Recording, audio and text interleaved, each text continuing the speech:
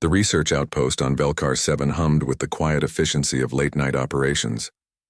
Dr. Elena Maris sat at her desk, reviewing xenobiology reports under the pale blue glow of her monitor. Outside the reinforced windows, the twin moons cast silver shadows across the alien forest, where creatures that had evolved to kill moved through the darkness with predatory grace. The Velkari were apex predators. Sleek, scaled beings with retractable claws and bioluminescent markings that pulsed along their spines. Adults stood 8 feet tall, their muscular frames built for speed and lethality. The Galactic Council had classified them as priority observation, extreme caution. First contact protocols demanded minimal interaction, maximum distance. Elena had broken those protocols 3 months ago. It started with curiosity, theirs, not hers.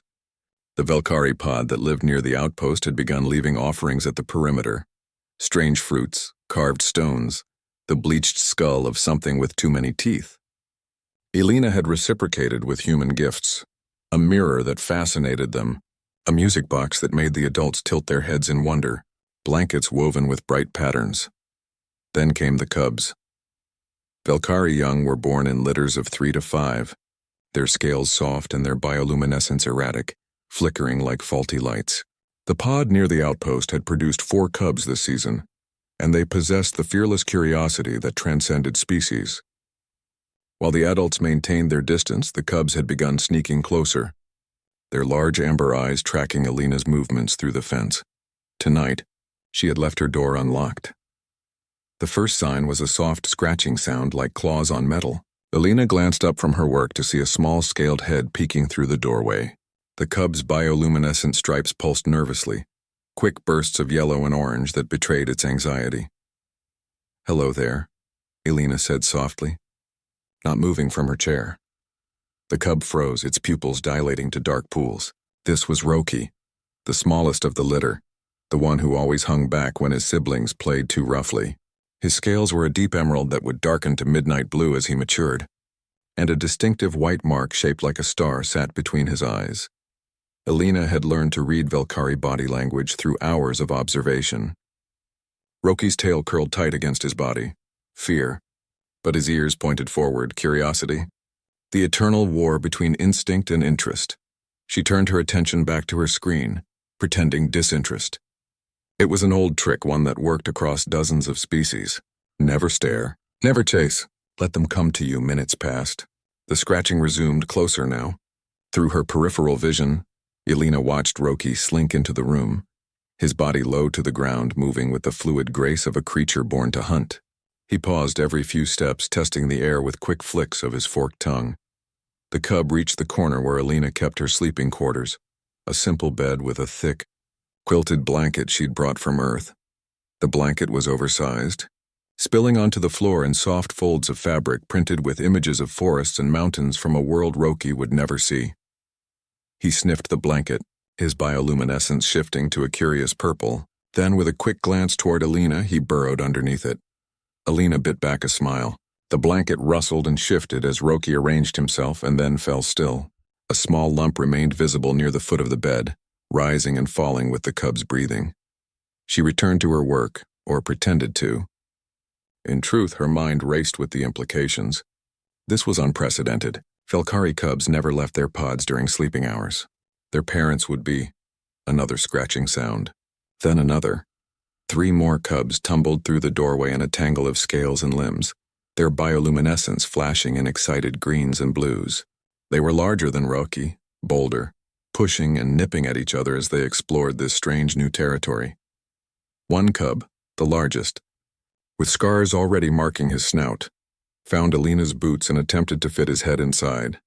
Another discovered the music box and batted it with her paw, making it chime. The third, sleeker and faster than his siblings, began climbing the furniture with alarming efficiency. But eventually, they all found the blanket. The large cub noticed the Roki-shaped lump and pounced on it, eliciting a muffled squeak. Within seconds, all 4 cubs had disappeared beneath the quilt, their combined weight and movement making the blanket writhe like a living thing. Muffled chirps and growls emerged from underneath, the sounds of play fighting, of siblings testing their strength against each other in the safety of darkness. Gradually, the sounds quieted.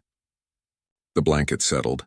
4 lumps remained, arranged in a loose pile, the way predator cubs slept in their dens. Elena stood slowly, careful not to make sudden movements. She approached the bed and knelt beside it, close enough to see the slight glow of bioluminescence bleeding through the fabric. 4 sets of stripes pulsing in the slow rhythm of sleep. Her hand hovered over the blanket. This was the moment that would define everything. Touch them and she risked triggering their predator instincts, frighten them, and they might never trust a human again. But leave them alone, and she'd miss an opportunity that might never come again. She placed her hand gently on the blanket, right above where Roki's small body curved against his siblings. The bioluminescence flickered. A moment of alarm. Elena held her breath. Then Roki's glow steadied, shifting to a warm amber. Through the fabric, she felt him lean into her touch. The other cubs stirred but didn't wake, their trust in their smallest sibling's judgment absolute. Elena smiled, truly smiled, for the first time in months. The loneliness of deep space research, the weight of being the only human on a world full of creatures designed to kill, it all fell away in the warmth of that moment. She withdrew her hand and stood, returning to her desk. Her reports could wait. Sleep could wait. Tonight she would keep watch over 4 predator cubs who had chosen to trust a strange, soft creature from a distant world.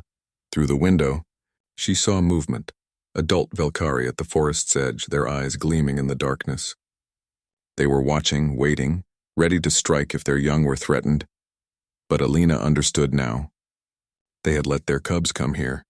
This was a test, perhaps, or an offering, or something that had no human word. Morning came slowly on Velkar 7.